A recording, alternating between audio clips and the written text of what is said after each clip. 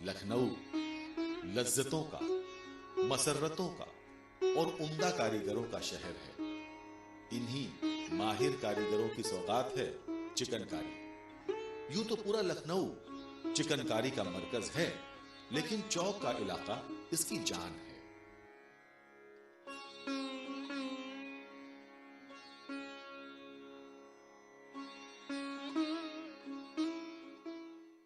दौर कोई भी रहा हो, लखनऊ की माटी से नगीने पैदा होते रहे। जिक्र कथक के रत्न बिरजू महाराज का हो या मौसीकी के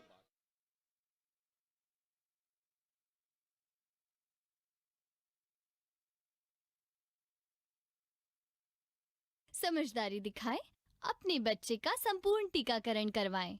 क्या हुआ बच्चे को? आज सुबह बिट्टी को टीका लगवाया था, उसके बाद से बुखार है। मैं समझाती हूँ। हमारा शरीर एक किले की तरह है।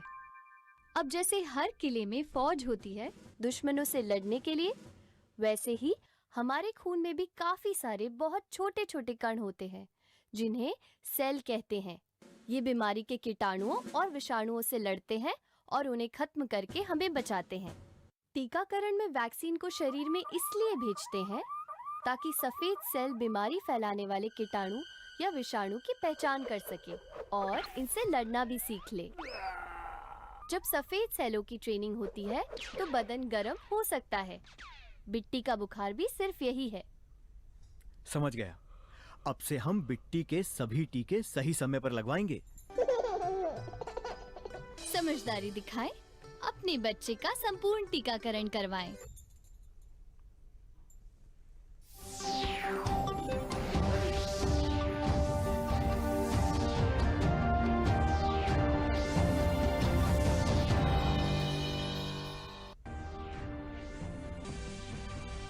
वज़ीर मालियात निर्मला सीतारमण ने मईशत को मजबूती देने के लिए आत्मनिर्भर पैकेज 3.0 का किया ऐलान। कोविड से उभरने के मरहले के दौरान आत्मनिर्भर रोजगार योजना के तवज्जो से नए रोजगार वज़े के मौक़े किया गया शुरू। पीएम गरीब कल्याण योजना के लिए हुकूमत ने कशीदगी वाले इलाकों के लिए इमरजेंसी लोन गारंटी स्कीम के दूसरे मरहले को किया शुरू। 26 इलाकों को स्कीम से होगा फायदा। पीएम आवास योजना के लिए इजाफी 18,000 करोड़ रुपए का बंदोबस्त। वज़ीर आला ने महकमे आबपाशी के जूनियर इंजीनियर्स को तकसीम के तकर्रुरीनामे। इस मौके पर वज़ीर आला ने मुख्तलिफ अज़ला में मुंतखब उम्मीदवारों से की बातचीत।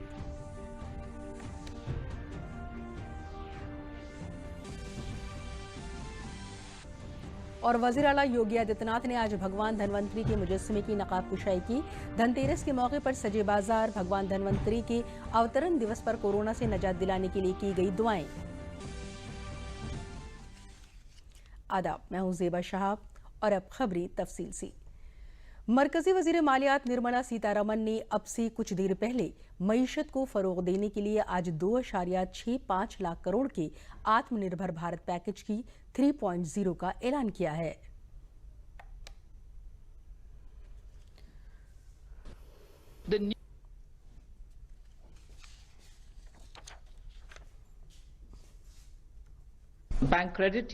मरकजी वज़ीर मालियात निर्मला सीतारमण ने कहा कि बाजार की साख भी बढ़ रही है और गैर मुल्की करेंसी जखीरा भी 560 मिलियन अमेरिकी डॉलर तक पहुंच गया है। Markets are at record high. Record market capitalization is happening. Net investments, FPIs, is positive, and the reserves like never before of foreign exchange is at 560 billion US dollars. वज़ीर-ए-आज़म नरेंद्र मोदी आज Jawaharlal Nehru university के अहाते में video conferencing की तवज्जुह से स्वामी विवेकानंद के मुजस्समे की नकाब कुशाई करेंगे। मरकजी वज़ीर तालीम भी इस मौके पर मौजूद रहेंगे। स्वामी विवेकानंद के फलसफे और ख्यालात आज भी मुल्क के नौजवानों की रहनुमाई करते हैं। दुनिया भर में लाखों लोगों की तरगीब का जरिया विवेकानंद जैसी अजीम शख्सियत की पैदाइश भारत की सरजमीन पर हुई, जिसको लेकर मुल्क खुद को काबिल फख्र महसूस करता है। वज़ीर-ए-आज़म का हमेशा ये कहना है कि स्वामी विवेकानंद के उसूल आज भी उतने ही बामानी हैं जितने कि वो उनकी जिंदगी में थे। वज़ीर-ए-आज़म ने अक्सर इस बात पर जोर दिया है कि आवाम की खिदमत, मुल्क के नौजवानों को मुस्तहकम बनाना मुल्क को फिजिकली, ज़हनी और रूहानी तौर से मजबूत करता है।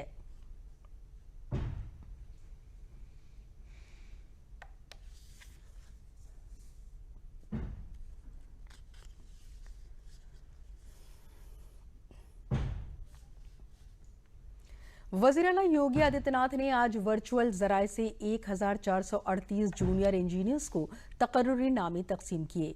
अपनी रिहाइशगाह पर मुनक़िद प्रोग्राम में वज़ीर-ए-आला ने कुछ उम्मीदवारों को अपने हाथों से भी तकर्रुरी नामे दिए।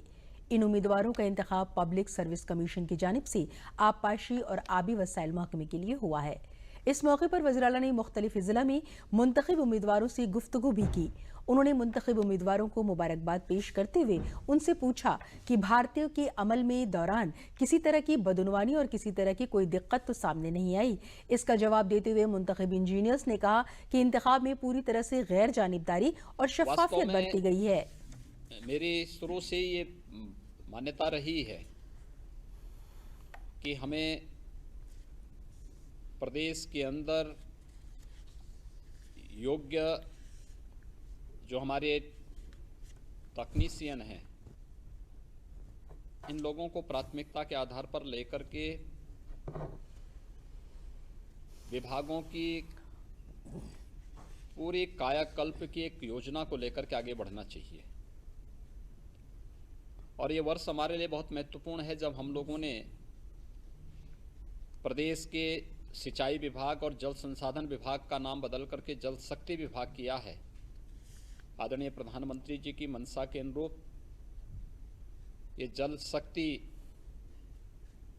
यह जनशक्ति उस जल शक्ति का प्रतीक बन सके,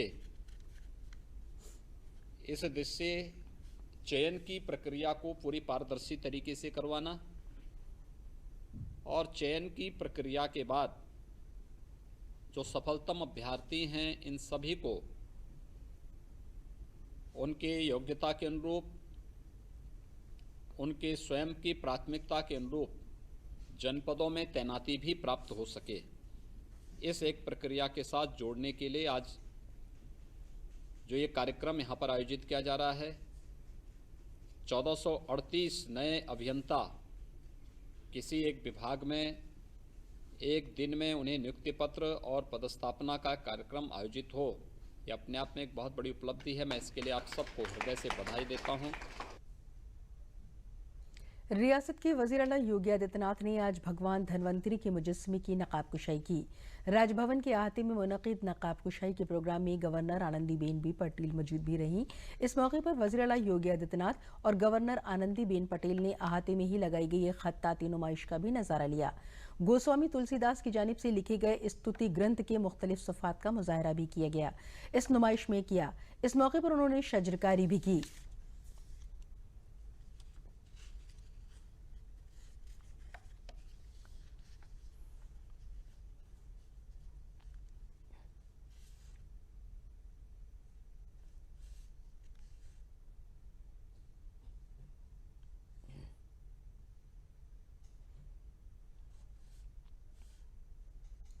काशी में बाबा विश्वनाथ के मंदिर के बराबर में ही मां अन्नपूर्णा का मंदिर है। ऐसी रवायत है कि मां अन्नपूर्णा के आशीर्वाद से काशी में कोई भूखा नहीं सोता। धनतेरस के दिन अकीदतमंदों ने अलसुबह से ही दर्शन के लिए कतार लगा ली थी। धनतेरस के दिन मां अन्नपूर्णा के दर्शन की खुसूसी अहमियत है।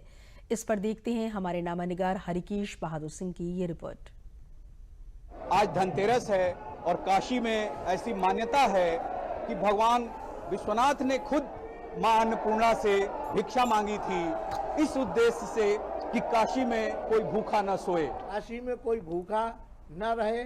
इसीलिए मां के दरबार में आज के दिन धन त्रयोदशी के दिवस मां अन्नपूर्णा की षोडशोपचार पूजन के बाद आम भक्तों के लिए खजाना के रूप में सबसे छोटी प्रचलन की मुद्रा एवं अन्य के रूप में लावा का वितरण निःशुल्क किया जाता है। धनतेरस वाले दिन यहाँ पर धन धान्य के लिए लोग आते हैं, दर्शन करते हैं माँ के, और ये 4 दिन तक अन्नकूट तक चलता है। भारी संख्या में लोग आज यहाँ पे आए हुए हैं। मंदिर प्रशासन ने कोरोना काल को देखते हुए 2 गज की दूरी, मास्क जरूरी की व्यवस्था कर रखी है। सभी के चेहरे पर मास्क है। कैमरा पर्सन पूजा सिंह के साथ doctor Harkesh Bahadur Singh Gautam, DD news, Annapurna मंदिर, वाराणसी। आज धन्वंतरी जयंती है। इस मौके पर संपूर्णानंद संस्कृत यूनिवर्सिटी के राजकीय आयुर्वेद कॉलेज चौकाघाट वाराणसी में रस्मो रिवाज के साथ भगवान धन्वंतरी का पूजन अर्चन और हवन हुआ। इसमें कॉलेज के सभी तलबा और तालबात के साथ अफसरान और मुलाजमीन वगैरह ने भी बढ़ चढ़कर हिस्सा लिया। सभी ने पूर्ण आहुति दी और कोरोना वबा से निजात दिलाने की दुआ की।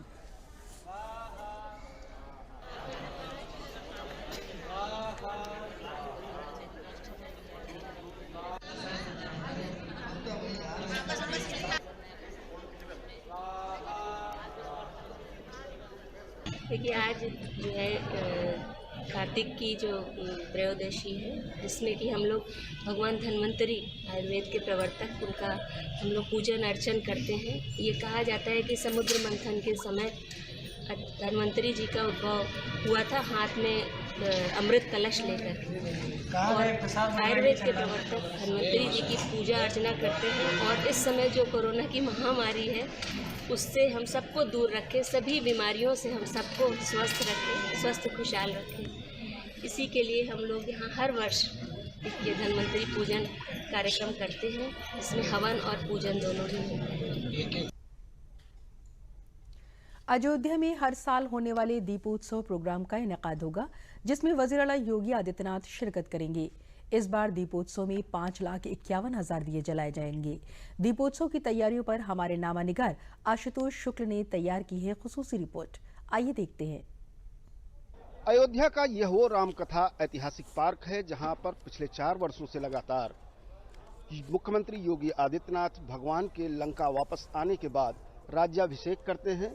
तैयारियां जोरों पर हैं और इस बात का भी ख्याल रखा जा रहा है कि महामारी के चलते लोगों में दूरी बनाए रखने के लिए सारी कुर्सियां दूर दूर लगाई गई हैं। कम से कम दर्शकों को रखा गया है, वर्चुअली दिखाने की व्यवस्था की गई है। दूरदर्शन के माध्यम से इस पूरे कार्यक्रम का लाइव टेलीकास्ट किया जाएगा, जिसे देश और प्रदेश की जनता देख सके। राम की पैड़ी एक बार फिर से तैयार है। दीपोत्सव के लिए भगवान श्री राम के राज्याभिषेक के अवसर पर लंका से वापस आने पर राम की पैड़ी और अयोध्या दीपों से जगमगाएगी। अनंत काल से चली आ रही भगवान राम के प्रति यह श्रद्धा अनंत काल तक चलती रहेगी। राम के चरित्र, राम के गुण लोगों तक पहुंच सकें, इसके लिए सभी प्रयत्नशील रहते हैं। पतित पावनी सरयू का तट एक बार फिर मुदित है।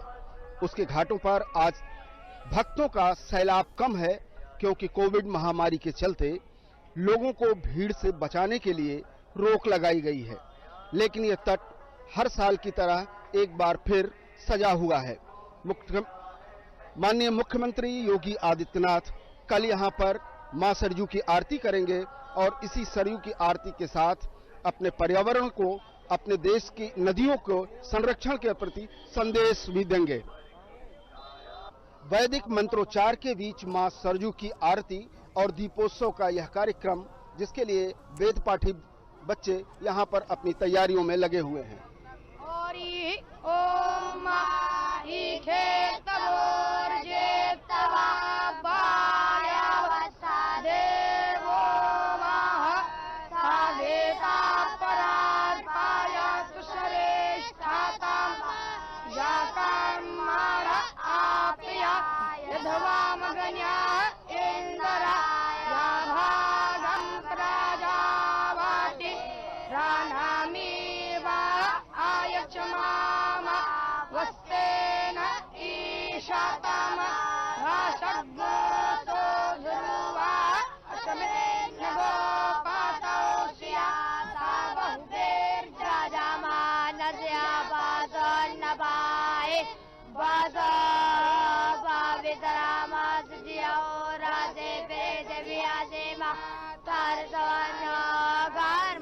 दीप प्रज्वलन के मामले में अयोध्या हर साल अपने ही बनाए रिकॉर्ड को तोड़ती है। 5,51,000 दीपों के जलाने का लक्ष्य इस बार रखा गया है और एक बहुत ही श्रम का कार्य होता है। एक दिन पूर्व से ही राम की पैड़ी पर दीपों को रखा जाता है। अयोध्या के विभिन्न स्कूलों के छात्र छात्राएं इस पूरे कार्यक्रम को संपादित करती हैं, दीपों को रखने से लेकर के जलाने तक। इस बार पूरी अयोध्या में 10 लाख दीपों को जलाने के लिए आह्वान किया गया है, व्यवस्था की गई है। इसके साथ ही वर्चुअल दीपोत्सव भी मनाया जाएगा। जिसमें प्रधानमंत्री नरेंद्र मोदी भी वर्चुअली जो है इस कार्यक्रम में भाग लेंगे। अयोध्या राम की नगरी है। राम की मर्यादा को स्थापित करने के लिए यह दीपोत्सव कार्यक्रम जन जन तक पहुंचाने के लिए जिस तरह से सरकार प्रयासरत है, जिस तरह से अयोध्या के लोग प्रयासरत हैं, निश्चित रूप से यह अद्भुत कार्यक्रम निरंतर चलता रहेगा तो लोगों को राम के चरित्र की प्रेरणा भी मिलती रहेगी। सुल्तान अहमद के साथ आशुतोष शुक्ला, डीडी न्यूज, अयोध्या।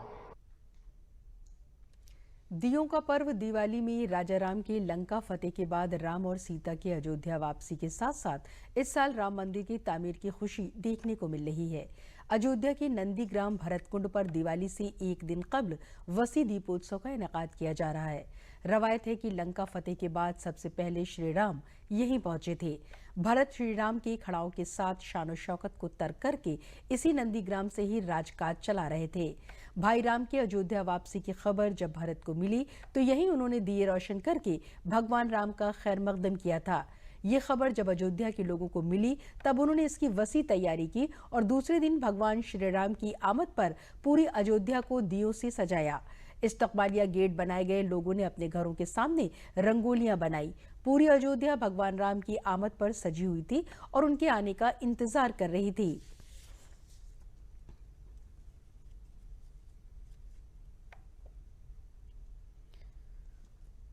जब राम जी 14 वर्ष के बाद वापस आते हैं तो पहले तो हनुमान जी आते हैं, हनुमान जी समाचार दिए। उसके बाद राम जी आए तो सारे लोग बड़े उल्लास में हो गए। घर घर द्वार द्वार कलश सजाया गया, बंधनवाल लगाया गया, शाम को दीपक का उत्सव मनाया गया। ये राम जी के आने के बाद ये दीपोत्सव यहाँ से शुरू हुआ है और ये खास नंदीग्राम का है क्योंकि राम जी जो आए हैं नंदीग्राम तक आया है विमान, नंदीग्राम में विमान आया है और यहीं से विमान वापस चला गया। राम जी यहाँ जो है अपना 14 वर्ष का जटा बनाए, उसके बाद फिर अयोध्या में प्रवेश हुए, रात तिलक हुआ, दीपोत्सव मनाया गया। अब तो बहुत बहुत आनंद आ गया। वो वही उल्लास है जो राम 14 वर्ष के बाद आए थे, वैसे आज उल्लास है कि राम का मंदिर बन रहा है। फतेहपुर जिले के औंग कस्बे में जदीद ज़राअत और इनोवेशन प्रोग्राम के तहत तरक्की पजीर किसान राम सिंह पटेल और शैलेंद्र सिंह पटेल के ज़रई शोबे में ज्यादा पैदावार के खेतों में सह फसली मॉडल के तवस्सुत से खेती की जा रही है, जिसे देखने और किसानों को ज़राअत में इनोवेशन का इस्तेमाल करके किसानों की आमदनी बढ़ाने के बारे में चंद्रशेखर आज़ाद ज़राई यूनिवर्सिटी कानपुर के vice chancellor doctor DR Singh ने ज़राअत में इनोवेशन और सह फसली मॉडल ज़राअत के बारे में मालूमात फराहम कराई और कहा कि राम सिंह के जरिए सह फसली ज़रई मॉडल बहुत ही सताइशी है। किसानों के ताउन के लिए KVK साइंसदानों किसानों की हर मुमकिन मदद करेंगे, इससे किसानों की आमदनी में इजाफा होगा।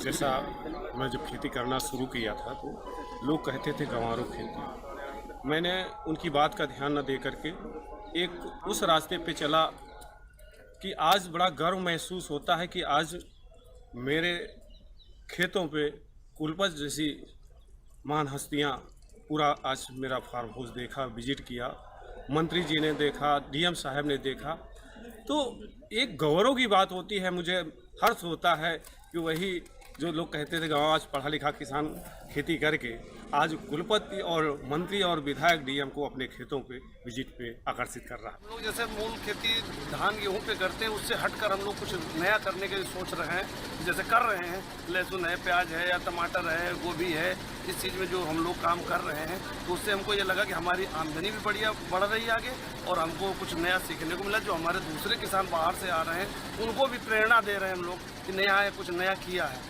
जैसे आय दोगुनी करने की बात होती है तो कहने से तो बहुत अंतर होता है, लेकिन जब आदमी प्रत्यक्ष में देख रहा सामने कि नहीं वास्तव में इन्होंने क्या किया और कैसे किया है तो उसका अलग रिजल्ट निकलता है। फतेहपुर जिले के जितने किसान हैं उतना अगर अपने खेतों को कर सकते हैं तो एक बहुत अच्छा मॉडल बन सकता है और पूरे प्रदेश के लिए और पूरे देश के लिए एक अच्छा मॉडल काम कर सकता है। तो इस तकनीक में जो भी वैज्ञानिक तौर तरीके हैं हमारे वैज्ञानिकों द्वारा जो समय समय पर डेवलप किया जाता है उसको हम इसमें इनपुट जरूर रखेंगे। हमारे कृषि विज्ञान केंद्र के जितने भी वैज्ञानिक हैं इनके खेत पे हमेशा आते रहते हैं और शायद उसका लाभ उनको अवश्य मिल रहा है। वज़ीर-ए-आज़म की जानिब से वाराणसी में की गई वर्चुअल बातचीत के तवस्सु से कारोबारियों से ये अपील की गई थी कि आप अपने यहाँ काम करने वाले लोगों को एक साफ सुथरा माहौल दें, जिसको कारोबारियों ने पूरा करते हुए अपने यहाँ साफ सफाई के बेहतर बंदोबस्त के साथ मर्द और ख्वातीन के लिए बैतुल खला का इंतजाम और बच्चों के लिए एक अलग रूम में खिलौने भी रखे जाने का बंदोबस्त किया। इस दौरान वर्कर्स को अगर कोई तकलीफ होती है तो उनका इब्तिदाई इलाज करने के साथ ही रेस्ट रूम का भी बंदोबस्त किया गया है।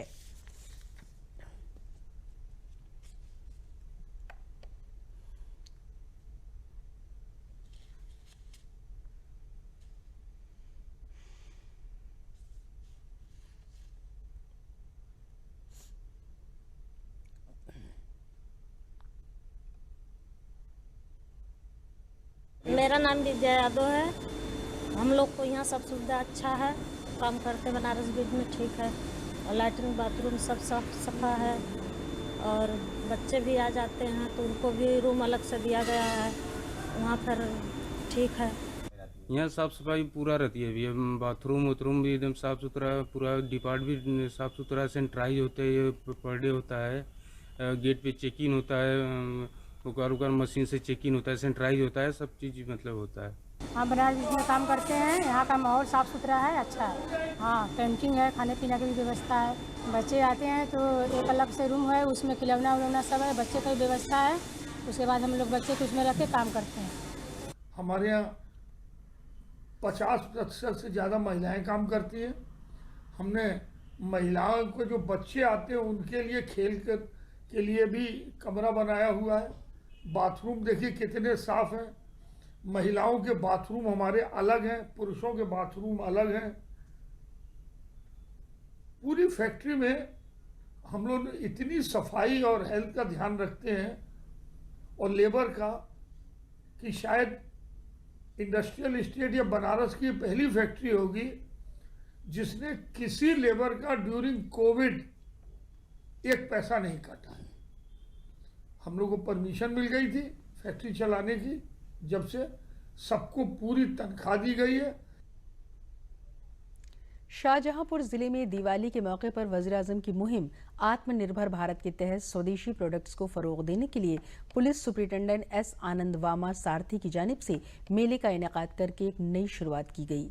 इस सैरोज़ा मेले में लगाए गए स्टॉलों के साथ ही खुसूसी तौर से लोक प्रोडक्ट्स के लिए मुफ्त स्टॉल भी दस्तयाब कराए गए हैं, ताकि पुलिस एहलकारों को भी लोकल प्रोडक्ट्स आसानी से मिल सके और लोकल प्रोडक्ट्स बनाने वालों को नया बाजार मुहैया हो सके। मेले का इफ्तिताह बरेली रेंज के DIG की अहलिया मीना पांडे ने रिबन काट कर किया।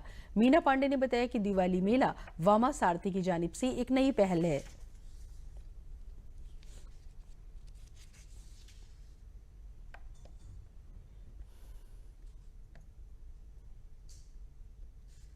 दीपावली मेला जो करवाया है उसी के उपलक्ष्य में ये जो स्टॉल्स लगे हैं सब करें तो ये बहुत बड़ा उपलब्धि है और इसके लिए मैं बहुत इनकी सराहना करती हूँ।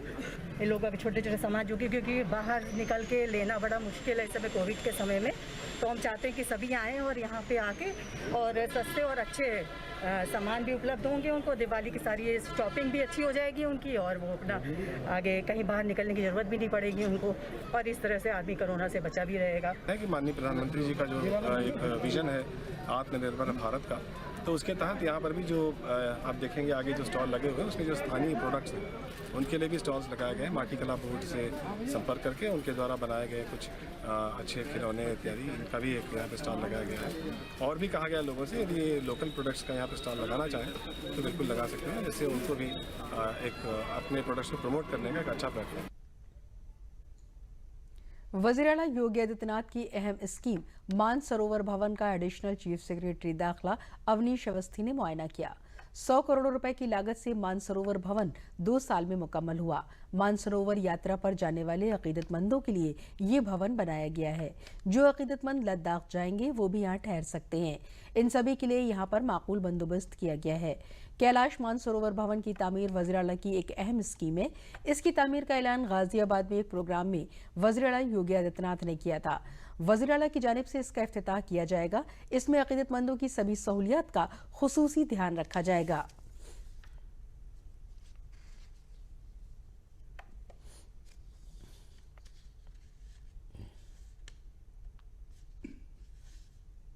कैलाश मानसरोवर भवन का निर्देश माननीय मुख्यमंत्री जी का था। ये जो भवन है आपको संज्ञान होगा, बहुत पहले नहीं, बहुत हाल में ही माननीय मुख्यमंत्री जी ने इसका शिलान्यास किया था। यहीं गाजियाबाद में आकर एक बड़ा कार्यक्रम हुआ था जिसमें सभी लोग यहाँ उपस्थित थे। इस भवन का निर्माण जो है अब पूरा कर लिया गया है। निर्माण निगम के जनरल मैनेजर और सभी अधिकारी हैं। कुल लगभग 69-70 करोड़ का ये प्रोजेक्ट है। हर मायने में प्रोजेक्ट अब पूरा हो गया है। इस प्रोजेक्ट को अब चलाने के लिए हमने जिलाधिकारी को एक पत्र भेजा है कि इसको कैसे हम चलाएं। धर्मार्थ कार्य विभाग जो है जिलाधिकारी के माध्यम से जो व्यवस्था बताएंगे, जो हमारी कैलाश मानसरोवर की समिति है उसका भी सहयोग लेंगे। उनका सहयोग लेकर एक कमेटी ऐसी बनाएंगे जिसमें यहाँ केटरिंग की व्यवस्था, सफाई की व्यवस्था, रुकने की व्यवस्था, सुरक्षा की व्यवस्था सुनिश्चित की जाएगी। बहुत जल्दी हम प्रपोजल दे रहे हैं माननीय मुख्यमंत्री जी से इसका उद्घाटन करने के लिए। आज आलमी यौम निमोनिया है। निमोनिया एक ऐसा इन्फेक्शन है जिसके कई असबाब हो सकते हैं। इसकी अलामत खांसी, बुखार से लेकर इतनी संगीन हो सकती है जो इंसान की जिंदगी के लिए खतरा बन जाए। जानते हैं कि किन लोगों में निमोनिया होने पर मामला संगीन हो सकता है और इसका बचाव क्या है।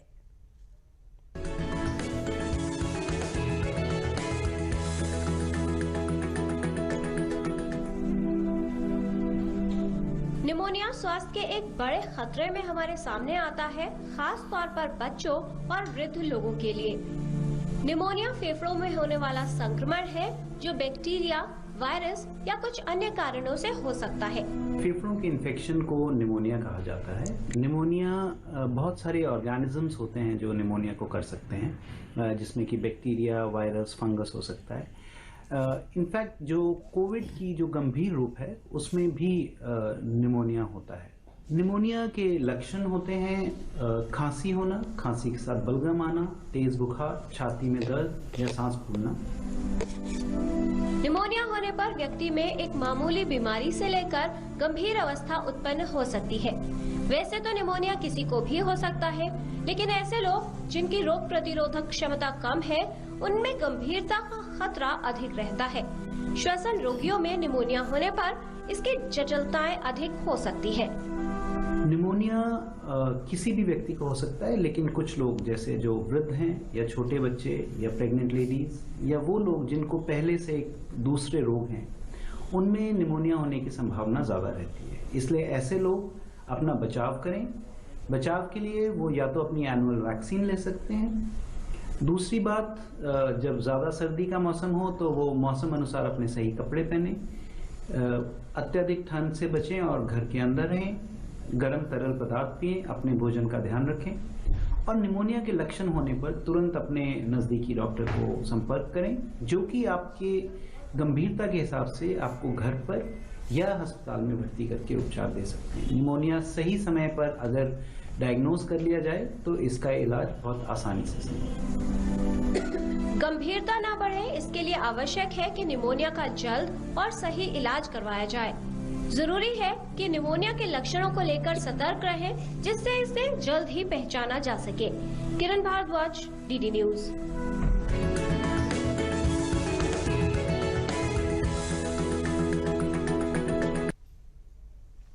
और बात अब अपनी हिफाजत की। कोविड-19 से बचाव की और डीडी न्यूज की खास मुहिम मास्क अप इंडिया की। देखते हैं क्या है ये पहल। वैश्विक महामारी कोविड-19, जिसका कहर संपूर्ण मानव जाति को अपनी आगोश में ले चुका है। टीका या दवाई उपलब्ध होने तक महामारी के खिलाफ मानवता की जंग जारी है।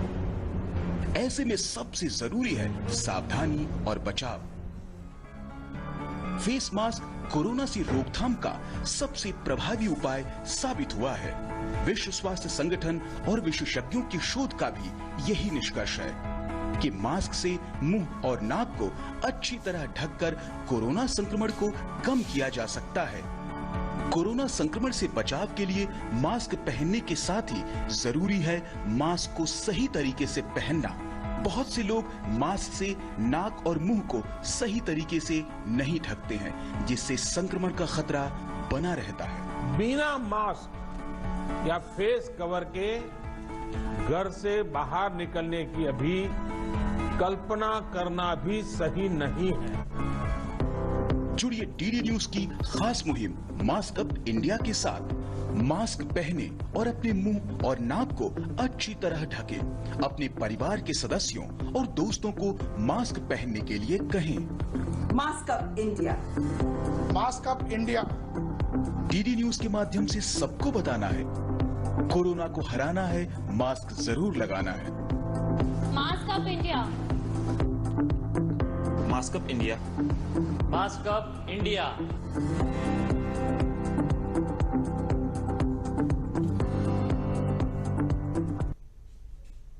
और इसी के साथ खबरें खत्म हुई। इजाजत दीजिए, आदाब।